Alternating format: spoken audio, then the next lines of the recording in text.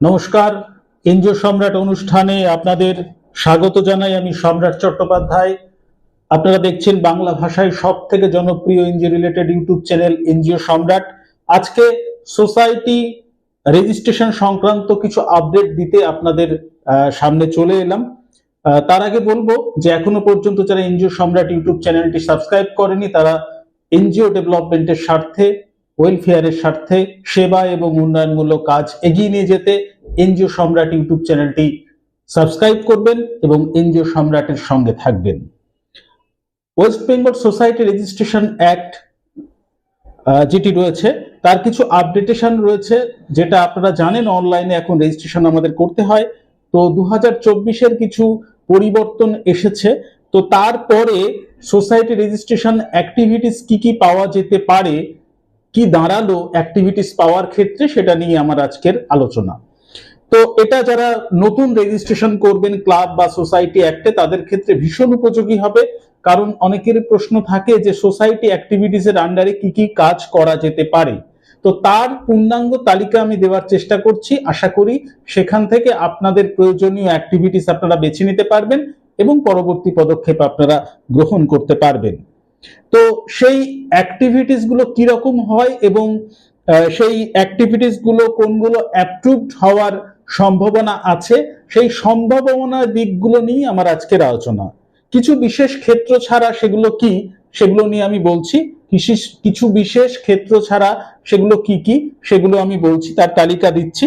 প্রথমত সাহিত্য, শিল্পকলা, বিজ্ঞান ও ধর্মমূলক কাজ, অনাথ, বয়স্ক, অসুস্থ, অসহায়, অভাবীদের যত্ন, সেবা এবং ত্রাণ, পশু, প্রাণী, জন্তুদের নিয়ে কাজ, লাইব্রেরি, পাণ্ডুলিপি, চিত্রকলা, ভাস্কর্য, শিল্পকর্ম, পুরাকীর্তি, natural history specimens, mechanical and scientific instruments and designs, এগুলো সংগ্রহ এবং সংরক্ষণ, কৃষি, সেচ, পশুপালন বিষয়ে কাজ, এছাড়া সদস্যদের জন্য বিভিন্ন সেবামূলক কাজ, দুস্থ মেধাবী ছাত্রছাত্রীদের সাহায্য, অসহায়দের জন্য খাদ্য, বস্ত্র, চিকিৎসা দেওয়া, সমাজের মঙ্গলের জন্য আলোচনা সভার আয়োজন, দরিদ্রদের বিবাহ, অন্ত্যেষ্টিতে সাহায্য, যোগা বা খেলাধুলা, অ্যাম্বুলেন্স, শববাহী যান পরিচালনা করা,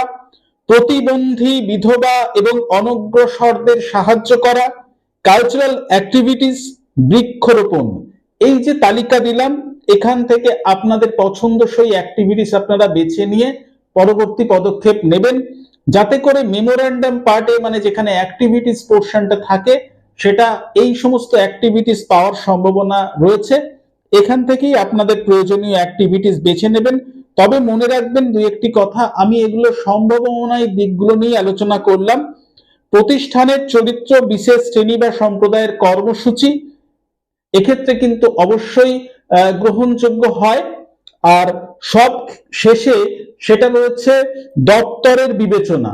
দপ্তর এইগুলি থেকে যেগুলো বিবেচনা করবেন, যেগুলি কাজ করার সুযোগ দেবেন, আমরা ঠিক সেই অ্যাক্টিভিটিস করব এবং প্রত্যেকটা সরকারি নিয়ম গাইডলাইন মেনে আমরা কিন্তু পদক্ষেপ নেব। তাহলে আজকে এইটুকু দেওয়ার ছিল আপডেটেশন, যেগুলো খুবই কাজে আসবে যারা সোসাইটি রেজিস্ট্রেশন, ক্লাব বা অন্যান্য এনজিও করতে চাইছেন তাদের ক্ষেত্রে। এটাই 2024-এর সর্বশেষ আপডেট। এটা নিয়ে আপনারা আস্তে আস্তে আপনাদের সমাজ সেবার ক্ষেত্রটাকে রেজিস্টার করুন এবং সমস্ত নিয়ম কানুন মেনে আপনাদের কাজ এগিয়ে নিয়ে চলুন। ভালো থাকুন, সুস্থ থাকুন এবং সুন্দর থাকুন।